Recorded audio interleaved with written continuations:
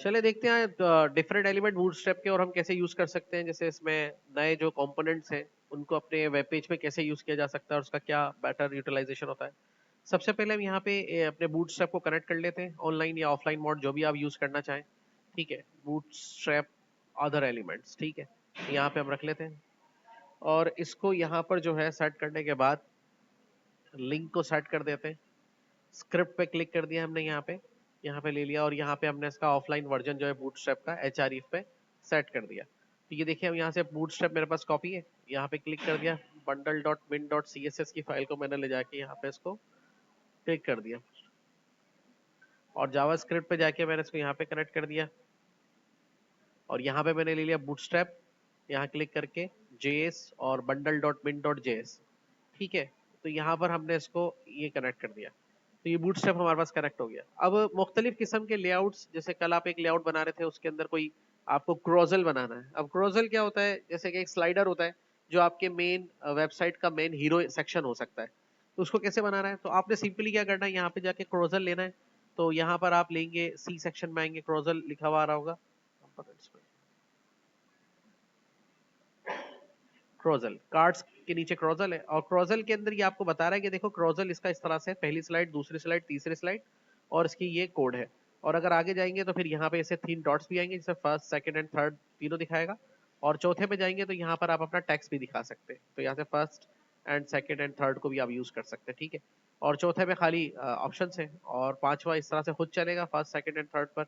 और ये फर्स्ट इस तरह का चाहिए आपको, किस तरह का क्रोजल चाहिए, जैसे मुझे समझ में आ रहा है जो क्रोजल अच्छा लग रहा है वो ये वाला लग रहा है। अब मैं इस क्रोजल को यूज करना चाहता हूँ तो इसके कोड को मैंने यहाँ से कॉपी किया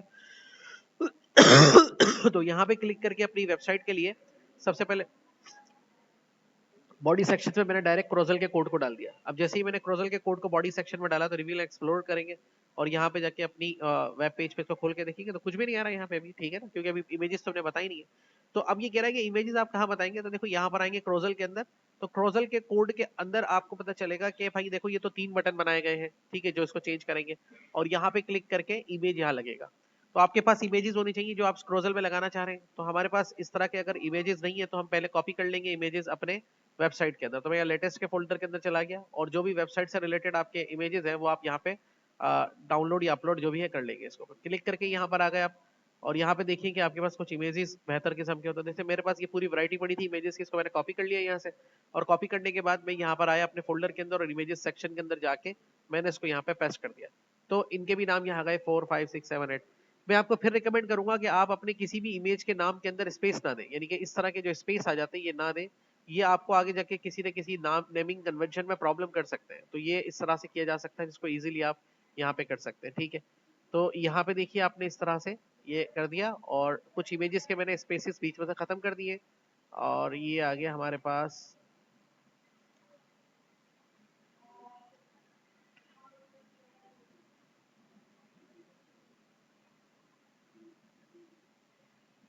ठीक है, तो ये हमने इमेजेस के खत्म कर दिया। जो इमेज आपको यहाँ लगाना है इमेज सेक्शन में बना बनाया कोड है, आप इसको यहाँ पे IMG लिखेंगे और इमेजेस के अंदर जाके कौन सा इमेज लगाना चाह रहे हैं उस इमेज पे क्लिक करेंगे। इसी तरह से नीचे आएंगे, तीसरा सेक्शन के लिए ये तीसरा इमेज के लिए आपको इमेज का बना हुआ है, यहाँ पे क्लिक करेंगे।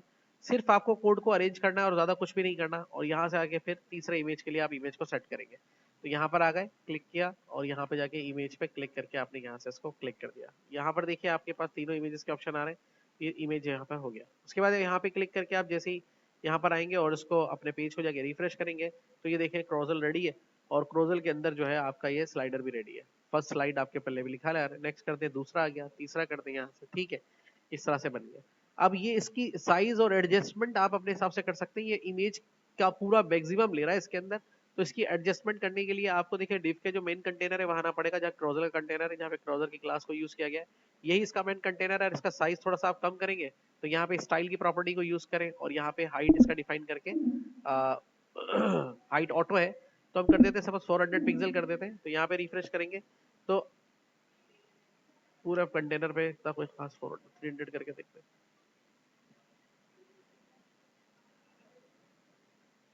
इमेज का टेक्स्ट जो है थोड़ा और नीचे जा रहा है, इसके साइज को कम कर 200 100 करके देखते हैं। एक मिनट, ये वाला सेगमेंट ऊपर नीचे हो रहा है हमें कम ज्यादा करने से, ठीक है ना।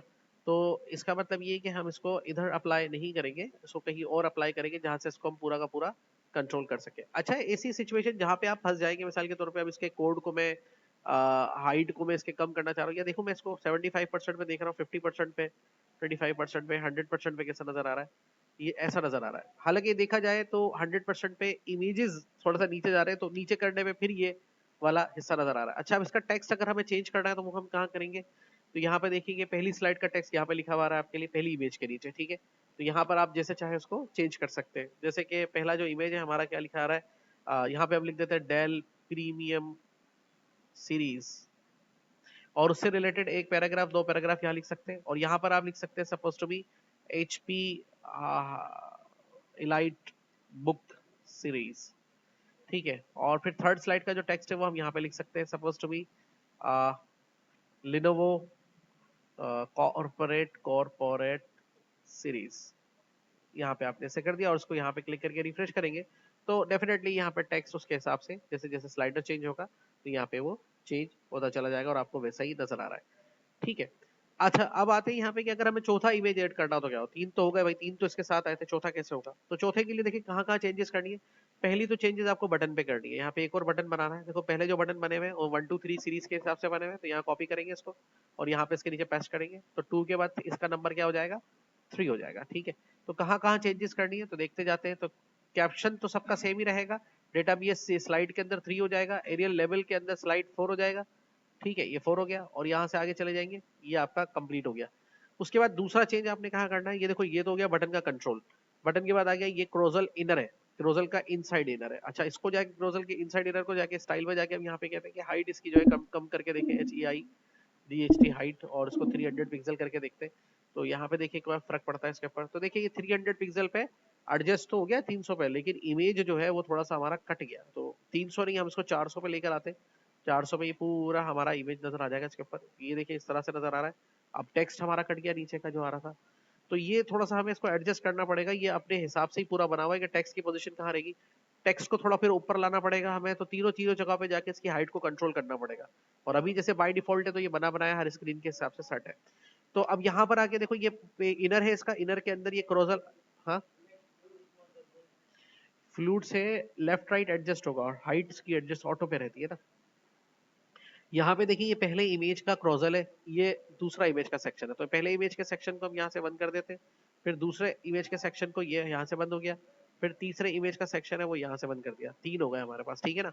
तो हमें अब चौथा इमेज चाहिए, तो यहाँ से इसको सेलेक्ट किया, कॉपी, और यहाँ पे क्लिक किया, पेस्ट कर दिया, ठीक है। अब ये जो चौथा कॉपी करके पेस्ट किया है इसके अंदर इमेज कौन सा लगा रहा है, यहाँ पे क्लिक करके ये यहाँ पर आ गए इमेजेस के ऊपर, और इमेजेस में जाके हमने यहाँ से एक नया इमेज लगा दिया, सपोज इमेज 10। और डी ब्लॉक्स ये 100 ऑल्टर सही है, ये अपनी जगह पे सही काम कर रहा है। और यहाँ पर देखें क्रोजल डॉट कैप्शन पे D none, MD block none, और ये सब सेट है अपनी जगह पे। बाकी चीजें वैसी की वैसी रहेंगी, कोई इसमें चेंज करने की जरूरत नहीं। ये आप देखते हैं रिफ्रेश करके 1 2 3 एंड 4 इमेज भी यहाँ पे, चौथा इमेज भी यहाँ पे लग गया, ठीक है। तो इस तरह से 4 इमेजेस आप इसके अंदर, 5 इमेजेस, 6 इमेजेस, 7 इमेजेस, जितने इमेजेस चाहे स्क्रोजल के अंदर ऐड कर सकते हैं। और ये आपके वेबसाइट का मेन हीरो सेक्शन होने वाला है। अच्छा, उसके बाद क्रोजल के बाद हमारे पास नेक्स्ट कंट्रोल है,